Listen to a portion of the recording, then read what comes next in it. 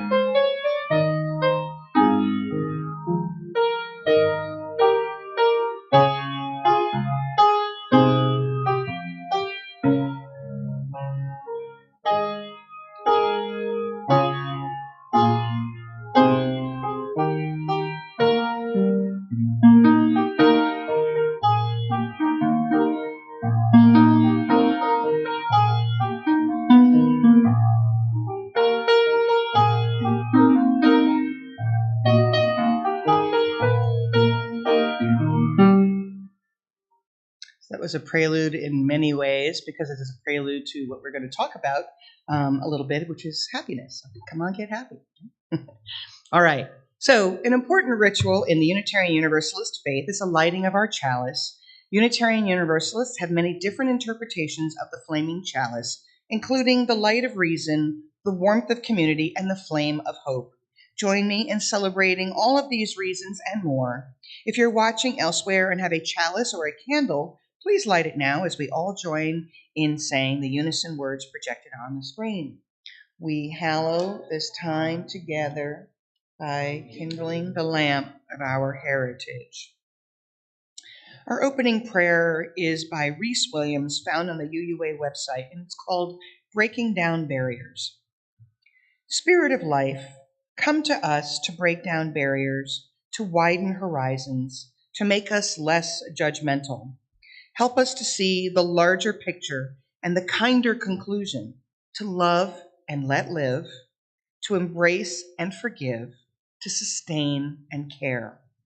Help us to reach out to our better selves that we may love more and hate less, care more and reject less, that bound together by understanding, we may sustain each other through trial and tribulation, through joy and happiness, through sickness and in health. Help us, O God, to be joined in a common purpose of hope and fulfillment. Renew and revive us. We seek a common holy ground for one and all. Amen. Our first hymn is number 361, Enter, Rejoice, and Come In. So please stand as in body or spirit and join in.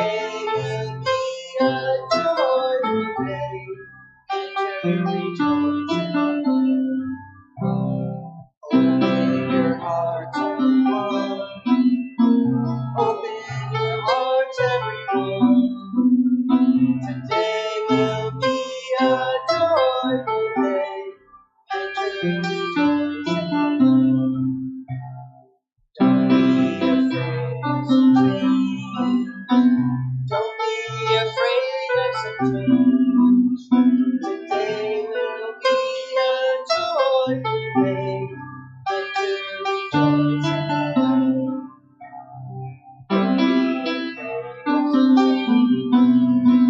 don't be afraid of some change. Today will be a joyful day, enter rejoice and yay! It's one of my favorites. Thank you for choosing that. Today's message is about happiness and the pursuit of happiness. And there are two basic principles that resonate with this message. The first one is the second principle, which is about justice, equity, and compassion in human relations. So how do we connect with other people? How do we do that fairly and kindly and with compassion? And the fourth principle, the free and responsible search for truth and meaning. And I will tie those all together for you as we get into our service later. But I love being able to connect our messages to the principles, and looking forward to seeing what, as we change to our new principles, how that will continue to evolve. So we'll just keep that all in mind. As part of our weekly worship service, we take time for the expression of joys and concerns and sorrows. In front of us is a bowl filled with water and stones available to place in the bowl representing your joys and concerns. Please start on my right, proceed to the left, take a moment to stop and reflect, send out your energy to the universe, place your stone or stones in the water. And if you're home, please feel free to place a stone in a bowl of water or to offer your joys and sorrows to the universe.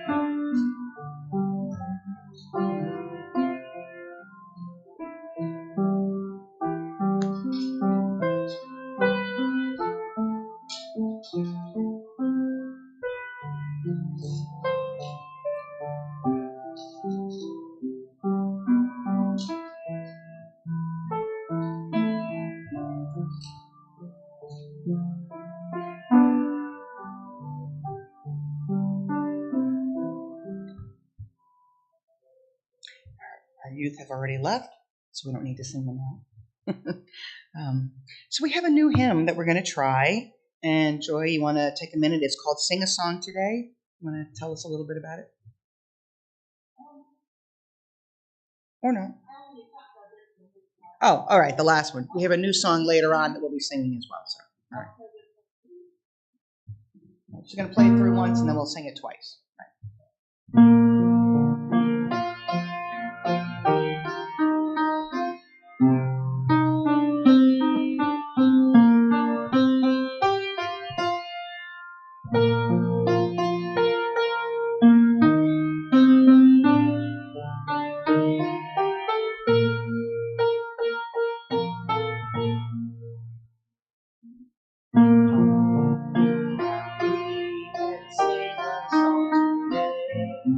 Sing a song will enter you and send your fears away. Life is worth living and finding a way to celebrate the joy in living every day. Be happy and sing a song today. Sing a song will enter you and send your fears away. Life is worth living and finding a way to celebrate the joy in living every day. Right. So we have one reading today, and it's called "What is Happiness Anyway?" And it's by, hi, good morning. It's by Chiki Davis, and it's found on the Psychology Today website from September 26th in 2020. And there it is. Where did it go? September 26th, 2020. Okay. Happiness is defined differently depending on who you ask. Some people define happiness as a positive emotional experience. Others define happiness as having two parts called hedonia, meaning pleasure, and eudaimonia, which is thriving. Outside of the scientific world, most of us define happiness as a mixture of positive emotional experiences and a deeper sense of meaning and purpose in life. If we've defined happiness as both positive emotions and meaning in our lives, happiness is a state where we might experience personal positive emotions like contentment, ease, or joy. But we also experience pro-social positive emotions that give us a greater sense of meaning, emotions like connectedness and gratitude and compassion. So where does happiness come from? Although we often think happiness comes from the things that happen to us, science suggests that happiness largely comes from us and from our brains. That's why changing the way we think can increase our happiness, even if we make no changes to our lives. For example, when we focus on positive words by memorizing them, it activates regions of your brains associated with those words. So if I think of the word adventure, it will likely activate my memories of adventure and the positive emotions associated with adventure. This not only feels good in the moment, but it can also make it easier to generate these emotions and thoughts in the future. That's because when any region of the brain is activated, it gets stronger. So memorizing or focusing on positive words can make positive concepts and memories and feelings easier to access your brain. Although scientists have their ideas about what happiness is, there are also differences between people and how they define happiness. It turns out that regular folks like us define happiness a bit differently than the scientists. Happiness is a bit more about the actions we take in our daily lives. And here are some common examples of what people said their happiness is: family and friends and relationships, sun and nature and being outdoors, doing things you enjoy, thought processes like gratitude and self-compassion, exercise. I'm going to debate that one, but it's all good. I understand some people like it, and that's okay. Not for me. Financial security and safety, purposeful work, accomplishing, creating, and achieving something. Another way to think of your definition of happiness is to explore your happiness values, because not all aspects of happiness are equally important to us. We found that there were three types of happiness seekers: the energy seeker, the connection seeker, and the goal seeker. The energy seeker values emotions like passion and excitement and enthusiasm and confidence and feeling triumphant and exhilarated and inspired. Like they gain energy, from all of those things. The connection seeker seeks value from love, connections, and appreciations and being secure. And the goal seeker seeks value, being productive and appreciated and satisfied, and sometimes secure, confident, and proud. It is possible that knowing which emotions you most value, you can get clearer on your definition of happiness and reach it more readily. And that is the end. So tongue-in-cheek aside, obviously, even though I'm not a big fan of exercise, I know I need to do it. And I know that there are plenty of people out there that absolutely enjoy doing it. And that's really kind of the crux of our message, is that not everybody enjoys the same thing. Just like we don't all see the world with the same eyes and experience things in the same way.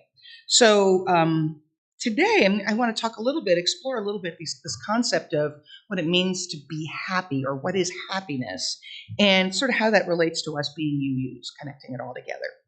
So, here we go. Let's see that. It says, now and then, it's good to pause in our pursuit of happiness and just be happy. And that's a really important message here. So let's start with the obvious when we talk about the pursuit of happiness, right? We recall this is in our Declaration of Independence, and our founding fathers particularly Thomas Jefferson, said, we have the right to life, liberty, and the pursuit of happiness. Now, he didn't say we have the right to be happy. He said we have the right to pursue happiness, the freedom, the autonomy to find what gives us joy without judgment and to be able to do what it is that we want to do. So that freedom to pursue is key here. And sort of where does happiness really come from? Well, Thomas Jefferson in the Declaration really doesn't say, right? It does tell us, though, that we do have the right, and we should be given the right to pursue that which makes us happy.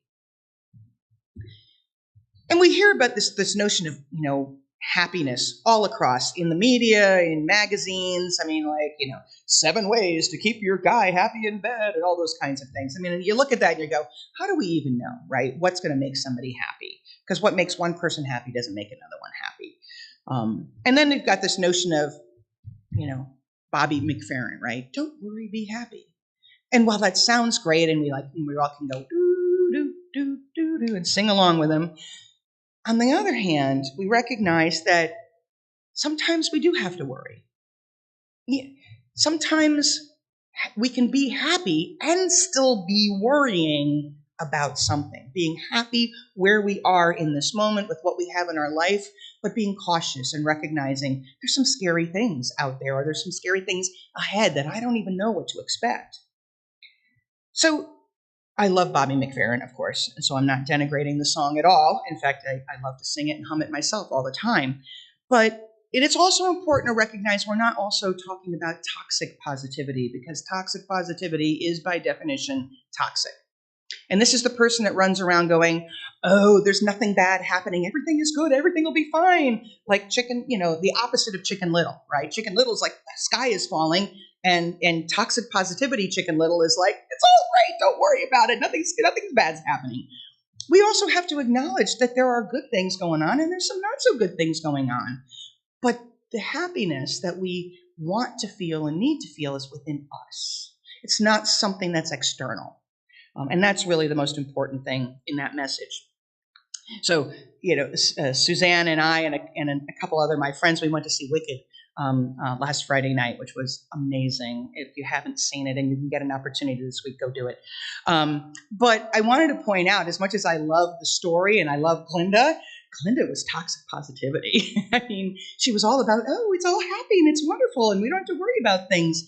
And then we realized, at the end of the day, she projected that happiness, but really inside that she was struggling. If you know anything about the story of Wicked, that she lost her best friend, or she thought she lost her best friend, and how sad that made her. But she tried to put on a strong face for people. But that still can be very toxic because she's not giving herself the opportunity to express some authentic emotions and to really truly feel what she needs to feel. And we're all entitled to that. If you've been to therapy, hopefully your therapist has told you that. But even if you haven't been to therapy, have no interest in going to therapy, may never go to therapy, you all have the right to feel what you need to feel. This is basic emotional intelligence. And I work with clients all the time talking to them about this. You're entitled to feel everything that you need to feel. The difference is how we choose to express it, how we choose to use it as we interact with others. And if we're feeling really negative, it's okay to say, I'm not in a good mood today. But it's not okay to be rude and obnoxious to people, right, in that exchange. And so as I work with clients in the workplace, and I say to them, it's okay to be unhappy today, but we want to make sure that we can all work together. So it's okay to acknowledge what you're feeling. It's just not okay to slime other people about that. I like the Buddha and what he has to say about this. And as someone who professes close to Buddhist ideals, in all the universe of things that I can believe, that come closest to understanding and respecting the Buddha, he says, happiness is an action. It's not a reaction. It's an action. It's a path. Like there is no path to happiness. That it's actually, happiness is the path that we walk, right? And Dee's back there going, yes, So for us to walk that path, there's no guarantee there's going to be good stuff there. But what that tells us is, let's not be attached to an outcome. Let's not say it must be this or I will be miserable, but we can say that the path that we take is good in and of itself. And we want to continue to be embracing those paths.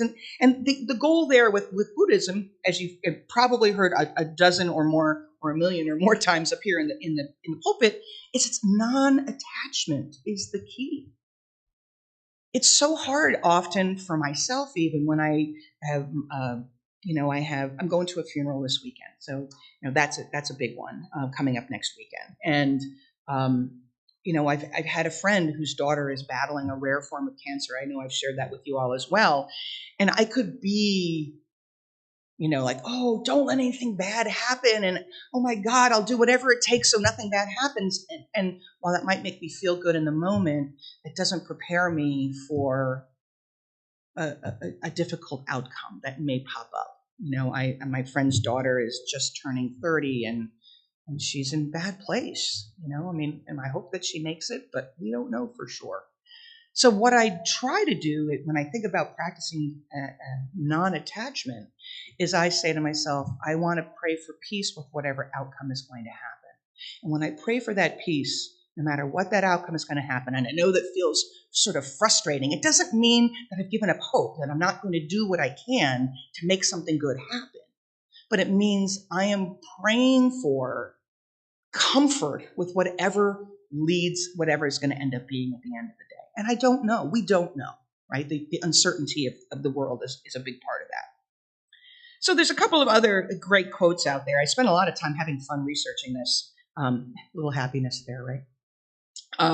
Marcus Aurelius Antoninus said, very little is needed to make a happy life. It is all within yourself and in your way of thinking. Tied in with our reading earlier today. So as I started pulling this stuff together, I'm like, I see all these little arrows and boxes and things, swirling around in my head and going, it all makes sense. I'm going to try to pull it together here. So the goal really at the end of the day is to let go of this idea that happiness is a state of lasting bliss, because it's not. You say, well, I'm either going to be happy or I'm not. It's not a lasting state. I mean, happiness really comes out of, in ourselves, and it's going to come and go. It's going to ebb and flow. And this goes back to lessons that I learned when I used to go to Kripalu about the waves of our lives. And I was taught to give what we call metta or blessings, if you will, to myself, so that I can surf that wave that's going to go up and it's going to go down. And I can still find happiness even when I'm in the troughs of the ups and downs. And how do we find it? It's hard to do. I won't lie.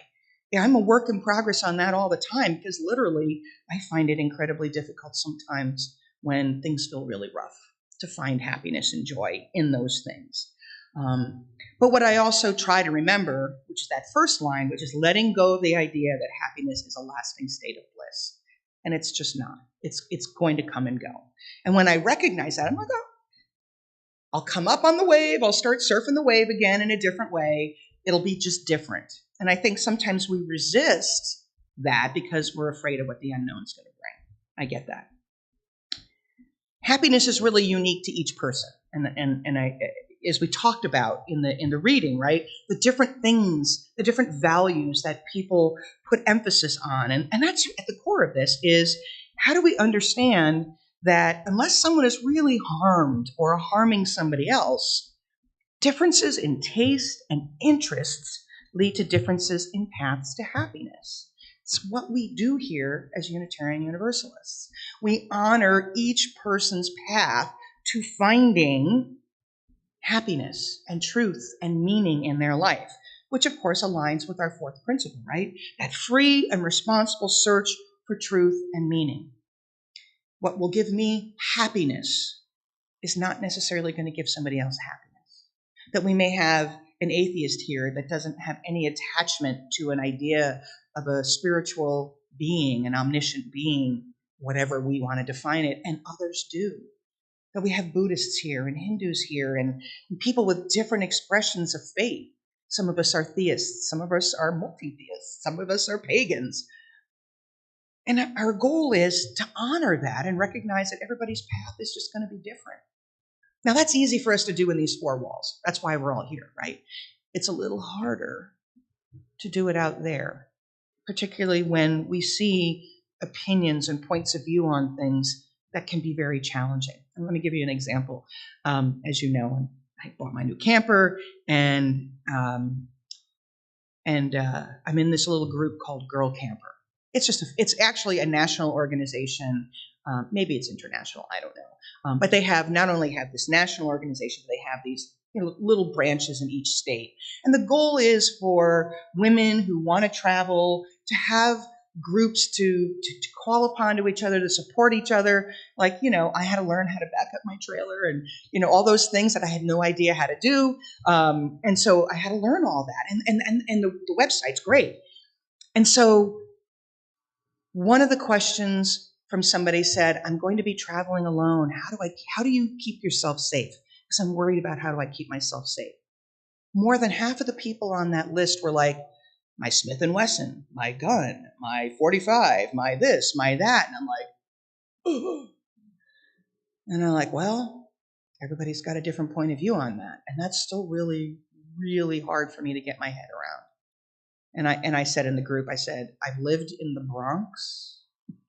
I've lived in the most hideous areas of New York City and Jersey City, and even in quote unquote bad neighborhoods in many places. And I have never in my life, even as a 9/11 survivor, even as somebody who has survived some attempted rape situations, I've never in my life ever thought that a gun was going to solve my problems for me or keep me safe. I don't believe that. But that's me. It's probably most of us in here, right? But it may not be for the rest of the people out there. I mean, obviously the power of the NRA and the adherence to the Second Amendment is a big one that we're still struggling with how to reconcile. So it is really hard for me in times when it's something that is completely opposite of my values to really find comfort in allowing, well, you do you and I'll do me and we'll just see how life goes. And that's hard. It really is. And we see this now too, right, with the all anti-trans issues and the anti-LGBT legislation and stuff like that. It's like, how do we recognize that my path is my path, your path is your path? Let's not hurt each other. Like, let people do their own thing. It doesn't affect you. So why do you care about that, right? The abortion case, right? You don't want an abortion? Awesome. Don't have one. But you can't legislate and tell people what they can or can't do. So all of these hot button items that we struggle with, if we feel attached to it must be this way, that can create a state of unhappiness and frustration for all of us. And so again, that struggle of how do I just let it go, work for what I believe in, but still let go of that attachment to an outcome and recognizing I still need to create my own happiness. I had to do this during the Trump administration, right? It's I'm unhappy here, but I'm going to be happy in here. I'm going to do what I need to do for me internally to stay safe and hopeful and focus on the things that I see that give me hope, not the things that create concern for me. Doesn't mean I won't work for it, but certainly that's part of it. So our second principle talks about justice, compassion, and equity, whatever, for others. And that's where the compassion and the pursuit of happiness sort of ties together, because when we provide justice and equity and compassion for other people, we give them the opportunity to pursue what makes them happy. That we don't step on their toes, they shouldn't step on our toes. We give them space to do what it is that makes them happy. And I think that's also a lovely connection with that principle. I think that the final message that we have when we talk about non-attachment is don't get caught up in things. Like often people are like, oh, if I just get that iPad, it'll make me happy. Or if I get that new thing, it'll make me happy. Or, whatever it is. Like I got my trailer and I thought, oh, I'm really happy. I can't wait to go camping. And I realized even if I don't get the trailer, I can still go camping. I have a tent. I have a car. I can go anywhere I want. I can be happy there. It's nice to have that. But I don't want my happiness to be tied up with that, because in my path is I'll go camping wherever I want, whenever I want. I'm going to do those things that make me happy and give me joy in the moment. So anything that gives us a moment of joy should be stuff that we embrace. But we want to be careful, because sometimes when we pursue things and we think the thing is going to make us happy, that's like a dopamine rush. And here's what we know about the way dopamine works, right? Dopamine makes us really happy in the moment. Oh, I got the thing. It makes me happy. And then our brain gets used to it. It's like, now we need to up the ante. Now we need more dopamine. We need more things. We need more. Because dopamine is the sex, drugs, and rock and roll, neurotransmitter that makes us really happy and excited about things. Joy, bliss, like those energy seekers, right? It's a big part of that.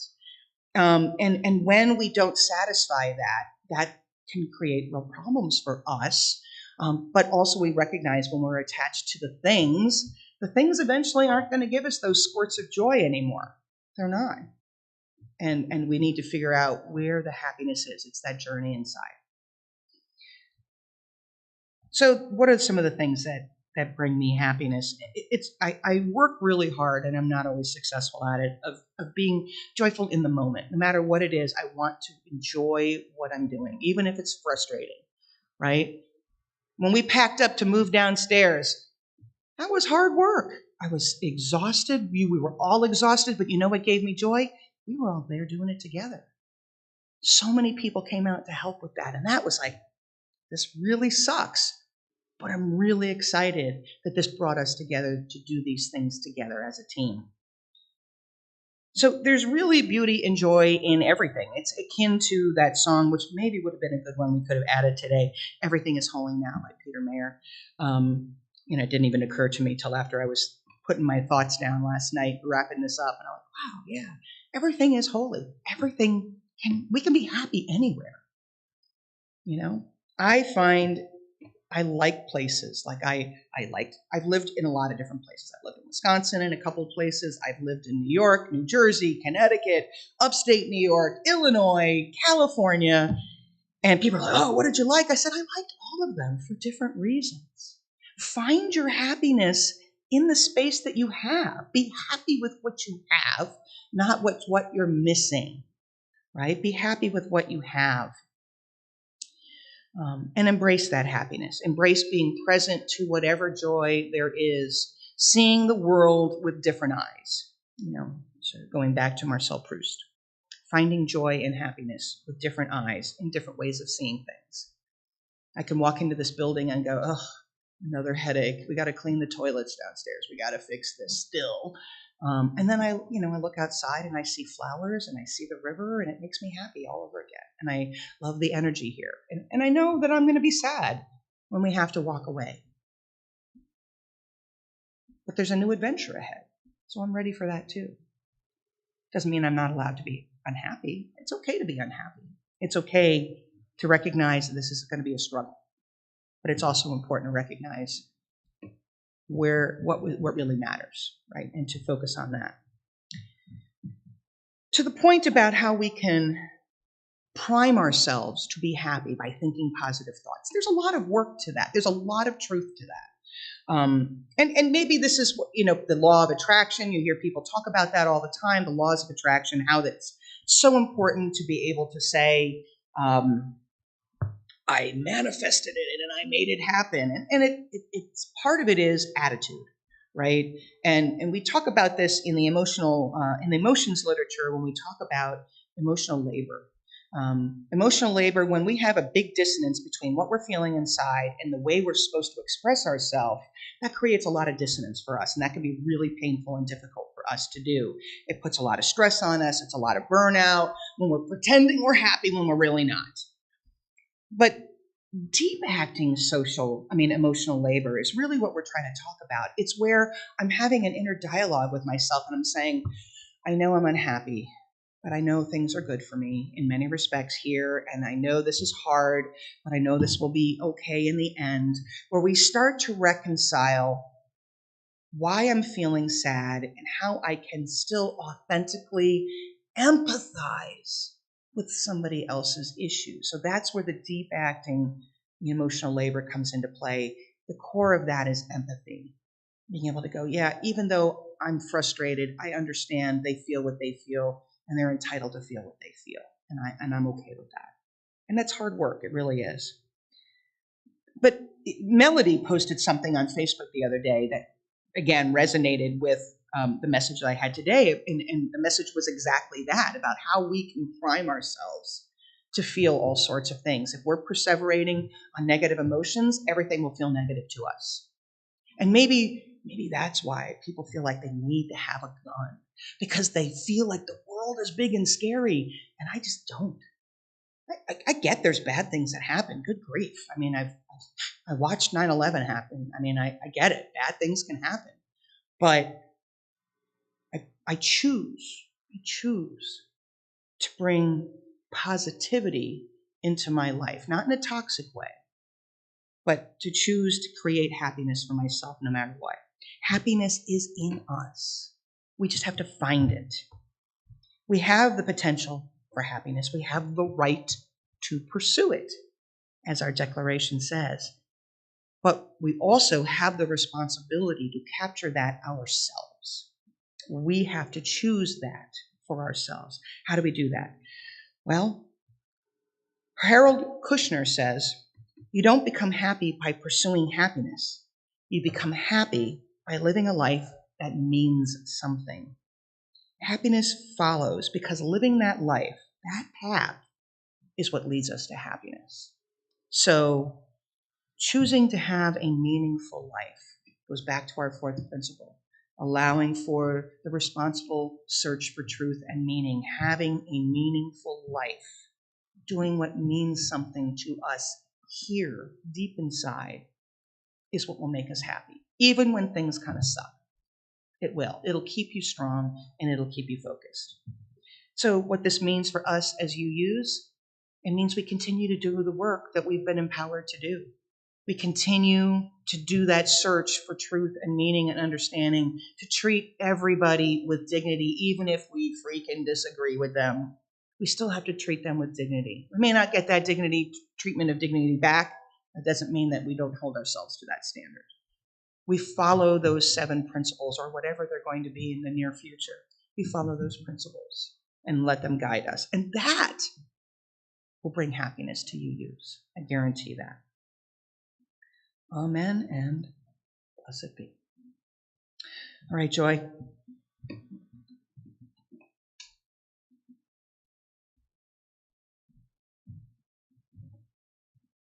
All right, so our last hymn is number 390 in our hymnal.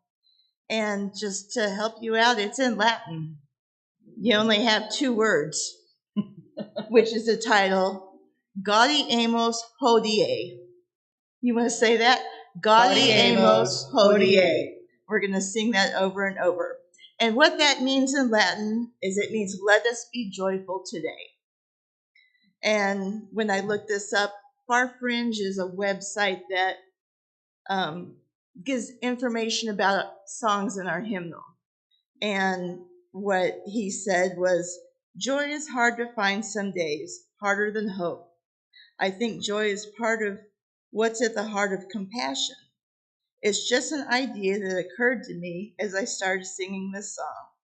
But there's something to it, something, joy and hope, and relief that's all woven together. So this is something to think about as we sing this joyful song in the midst of hard days.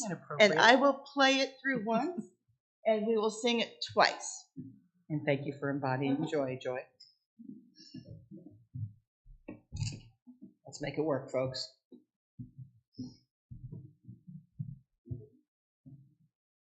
Gaudeamus Hodie.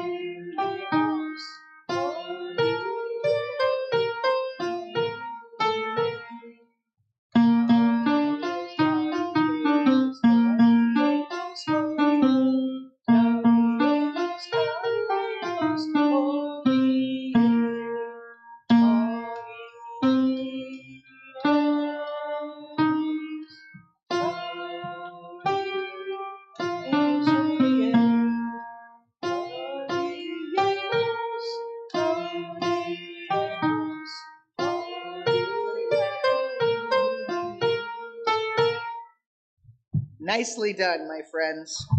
Woo woo, give yourself some applause. All right, move on to the tough stuff. Stewardship is both financial donations as well as volunteering your time, talent, and treasure. We continue to need support for many, many things. If you have some time to offer, please do. If you can't write a check, oh my goodness, where did my thing go? There we go. Hold on a second, I lost it. Whoop, there we are. That's what happens when you use technology. If you can't write a check, please help our church survive and thrive by offering your time. Please give what you can, because all gifts are needed for our church to prosper. You can send your gift to the First Unitarian Church, P.O. Box 494, Alton, or you can give through Givelify or PayPal. Both of those links are found on our webpage. We do prefer Givelify, if you will, over PayPal, because PayPal takes forever to pay us. But we'll take it, no matter how you would do it. If you're willing to donate your time or talent, contact the board.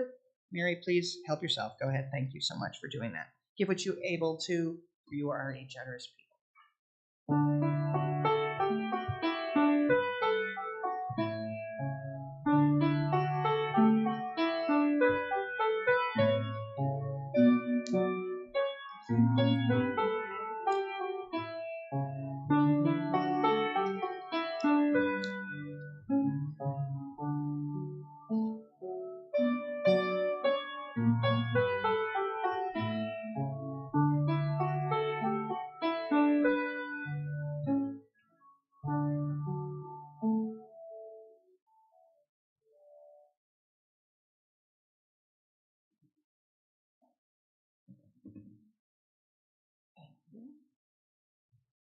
Please join me in the offering prayer.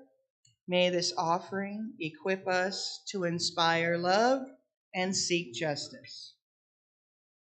So I got a bunch of announcements. Number one, I don't know if anybody saw this or if they're friends with Martin Wolf on Facebook, but they had a fire at their church last night at Abraham Lincoln.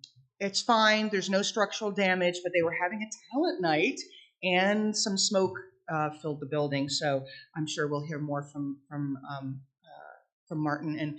And Dee, I know you're in contact up there, so if there's anything we can do to support them, please let us know. And we're happy to do that, whatever we can do. Come up and do some painting or whatever, we'll make it happen. Okay, thank you. Keep us posted. Second, ghost tour. We revitalized the ghost tours last night. We had a full house, and from the looks of my phone notifications regarding the security system, they were here at midnight when I was going to bed still. And Peg was here with them. She said they were wonderful. They were very respectful. They were enjoying themselves. And I know we should be getting some money from that. I'm not sure how much and when, but it'll be coming soon from the group. So that's good. We have another one scheduled for May, and then it's sort of open from then on out. It sort of depends on, if and when the building sells and what we can do. But as long as we can do them on a monthly basis, we will do them, because it's nice money, and we've got people who are willing to host and be here until 1 o'clock in the morning. So good on them.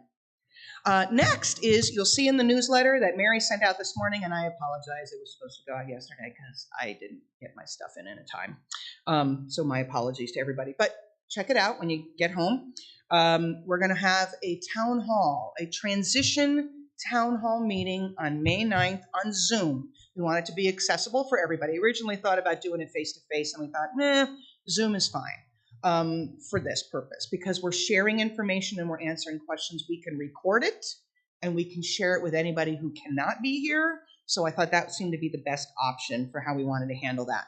So what we will be doing, the transition team, particularly the move team, will be talking about the different places that we've visited and what our pros and cons and pluses and minuses are, which ones we've removed from the list and why. I will tell you, we're probably narrowing it down to 2, but I'll save that for May 9th when we talk about it. So for those that have helped with the process, thank you, because everybody's voice matters in this. And I really appreciate the due diligence that the moving team has really put into exhausting all potential options, but no option was ignored. I think Tom and I, we went to look at a place, it wasn't so good, but we did take a look at it as a possibility here, even in Alton. So we really tried very hard to be as inclusive of all opportunities as possible. But we also needed to take into account what you told us you wanted and what mattered to you when we did that quick survey that everybody. Yep, we will do our best to grab photographs for everybody, so we'll do that. I know I have one photograph right now, but I forgot more photographs when I was at Emmanuel Methodist the other day, so I'll get more of those. That obviously is one of them, and I know we've talked about that with everybody. So just look out for that invitation. Please come. It'll be 6 o'clock on the 9th. Bring your questions. We're here to answer them. We want to share all that we have so that when we're ready to make that final decision, the board will get a chance to view the places that we want to work on, and the board will help us make that choice, and we will share that with you all when we're ready to do that. Next, stewardship campaign will start mid-May. Mary, anything on that? Nothing? We haven't heard from Buddy?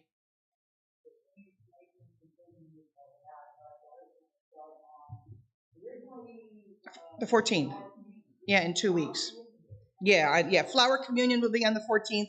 Krista will be in the pulpit, and that's when we're supposed to kick off. So we'll get on Buddy this week. I know he's been struggling, and if we need to pull up, we can do what we need to do. We'll find. We will make it work. We will improv our way through it, as we always have done successfully. And the last big thing is the annual meeting will be in July. Again, it'll also have an online component, virtual if you can't be here, because I know a lot of people like to travel in the summer.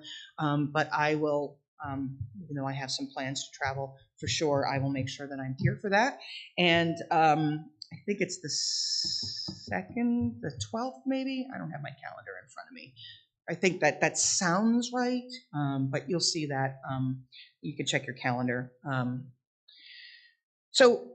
And we may or may not be making a decision then about the move stuff. It's just sort of, as we've talked about with you, we're not moving until this building is sold. And if this building doesn't get sold anytime soon, we'll be here till it sells. I don't want to put us in a financial position where we're paying for this place and paying expenses in another location. That is not good fiscal policy. Hence the PhD in business is not good, and we don't want to do that.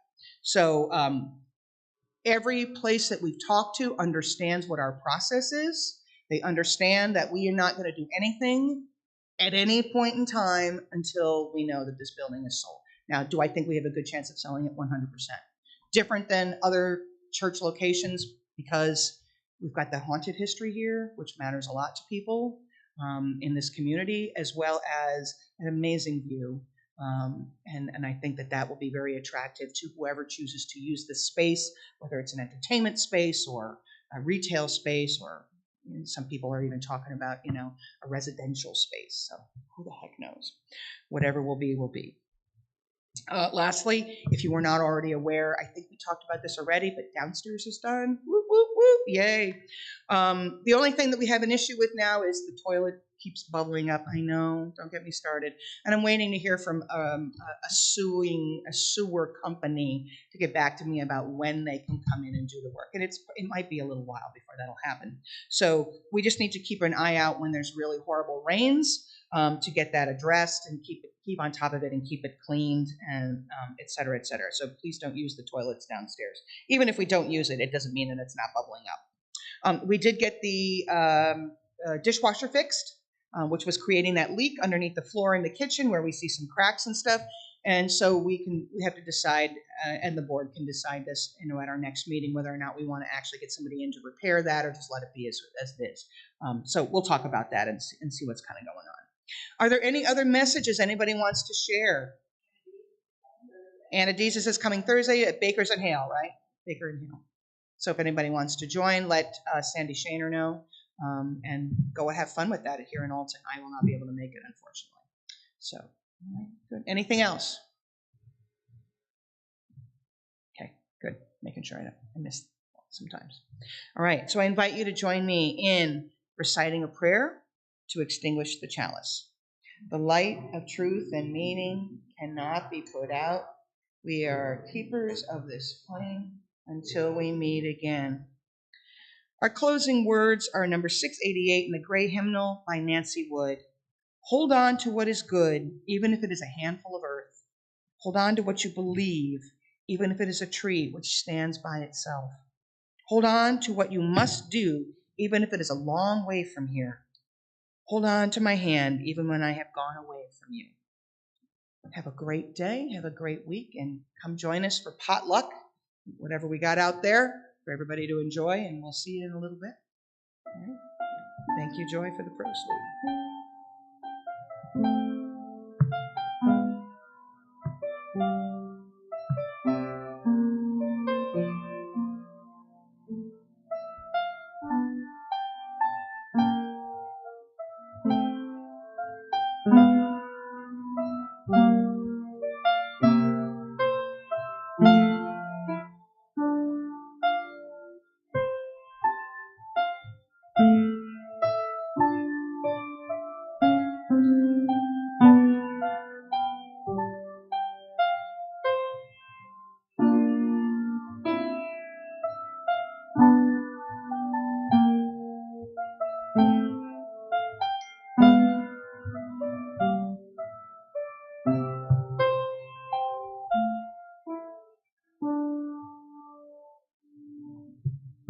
Thank you.